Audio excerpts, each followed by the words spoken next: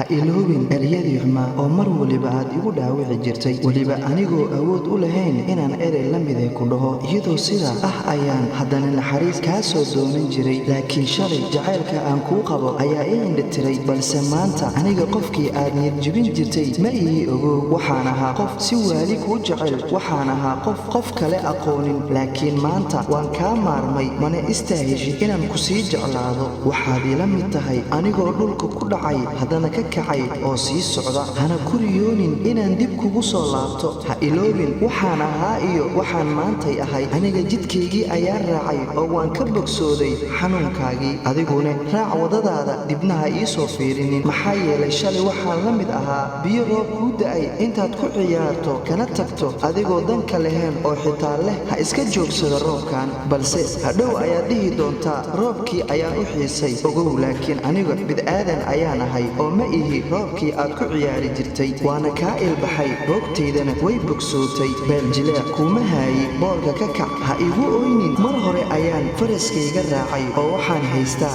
xerigayga adna fikirkaagii xumaa ku laabo dankaa ma lihi mahad waxaa iska leh maskaxdayda xaggaaga ka soo laabatay nafis ayaan helay la'aantaada waxaa sheekada qoray shariif yuusuf anigoo ahaa ibraahim carabna waan idiin soo gudbiyey haddii aad janalka ku cusub tahay fadlan subscribe inoo dheh haddii aad hore noola sii joogtani waxaad inoo dhahdaa leeg dhammaan waad mahadsantihiin si aad ula socotaan sheekooyinkiina mar walba waxaan isku dayi doonnaa inaan idiin soo gudbinno sheekooyin idin qancin doono